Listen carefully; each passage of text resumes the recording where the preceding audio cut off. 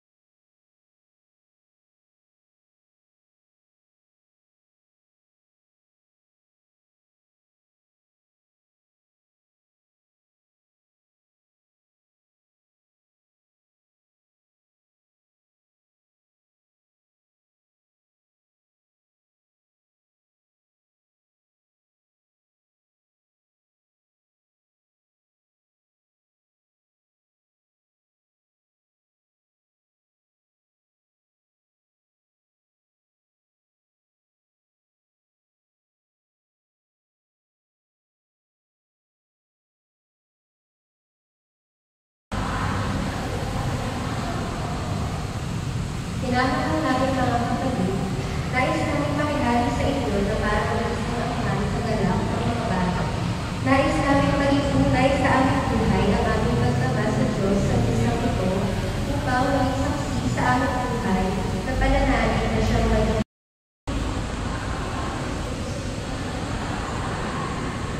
Ano ang gagawin ni Jesus sa inyo?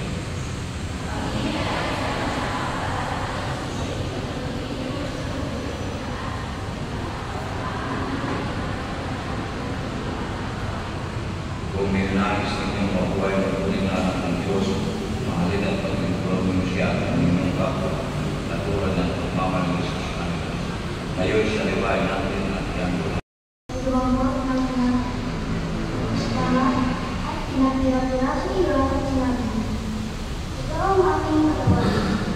Pastol, pinag-ibighawa akong lubos. Pinapahintay niya ako sa lumiang pasulan at inaakay niya sa pag-ibig na pag-isang. Pinapahintay ang aking kalakasan upang pakala ang kanyang pangalan. Ang Panginoon ang aking pastol, pinag-ibighawa akong lubos. Salamat, buhay at pagkalaan. Sa mga magulang, maraming salamat. At least, tinupad ninyo ang inyong pangako ng matataliwag nila na ihanda sila sa pagtanggap sa mga sakramento kahit pinagdag ng Panginoon. Kahit ngayon ang gabi ng Padre ito ang sakramento ng banal na Eucharistia.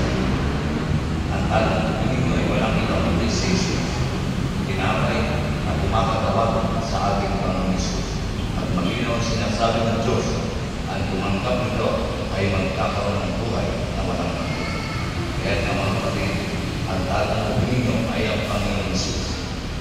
Kadalasan, karamihan ng mga tao kumakain. Nasubrahan ng kain, patay. Pag hindi kumain, patay din. Kaya nga mga bata, sa mga ito, malagi kayong magpasalamat saan sa mga magulang ninyo. Bakit? Kung wala sila, wala rin kayo sa mundo. Kaya bago aling sa school, magmano, sabihin, pinain tayo, salamat kayo ang magulang. O sige nga, nandito ba mga magulang nyo? Lumayo na kayo. Nung magbabae na kayo, punta rin ang nanay ninyo. Yapusin at sabihin, salamat ikaw ang nanay at tatay ko. Kayo,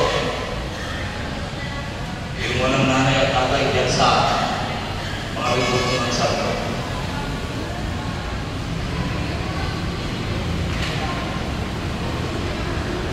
Pagkatapos magpasalamat, bumalik sa uwan.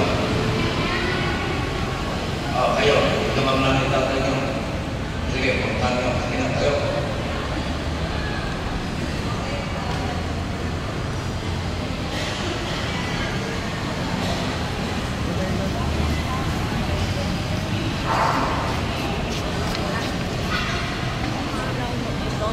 Anong sasabihin mo? Wow! Hala, sabihin ko nga kay Father, wala kang sinabi. Anong sasabihin mo? Salamat ikaw na. Ganun.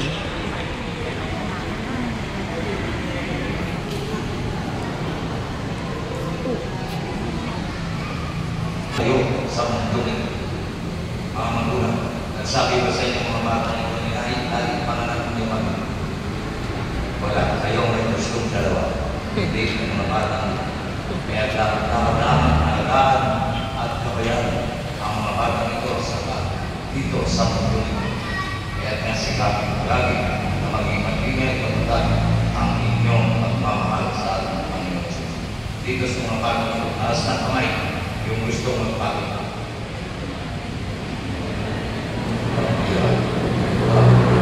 Dito, taas na kamay yung gusto magpakita. O dito, taas na kamay yung gusto mag-asawa.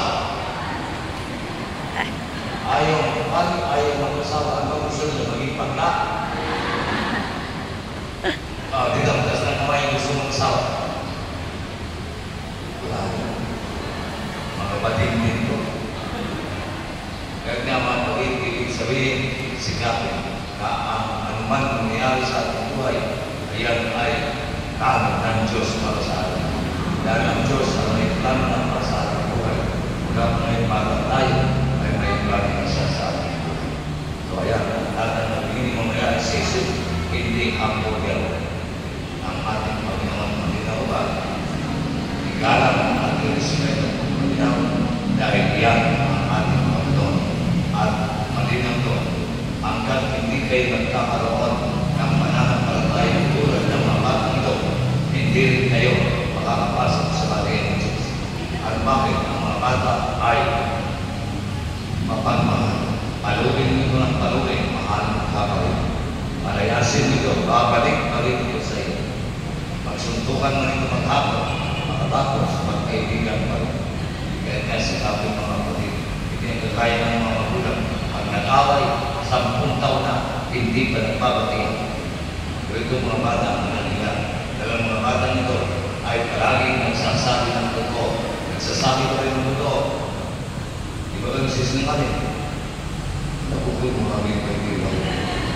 Nangungusan kayo pa ako lang na sinabi ko, opo, at sinungaling ko ako.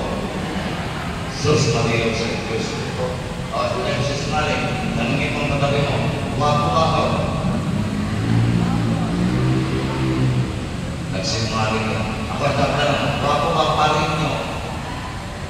Sinungaling pa ito. Ayan. Basta kami puro mga doon sa kabila. Sino ba ang crush mo?